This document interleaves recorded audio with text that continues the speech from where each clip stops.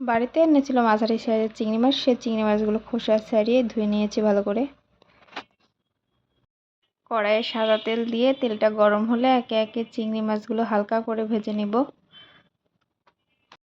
চিংড়ি মাছগুলো হালকাভাবে ভাজা হয়ে গেলে একটা পাত্রে তুলে রাখবো।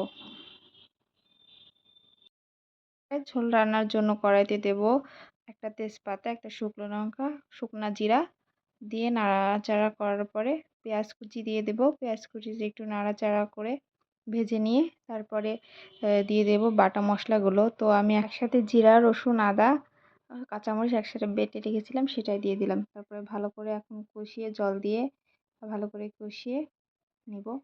এই মশলাটা কষানো হওয়ার পরে দিয়ে দেব এতে বাদাম বাটা। বাদাম বাটা দিয়েও ভালো করে কষিয়ে নেব মশলাটা।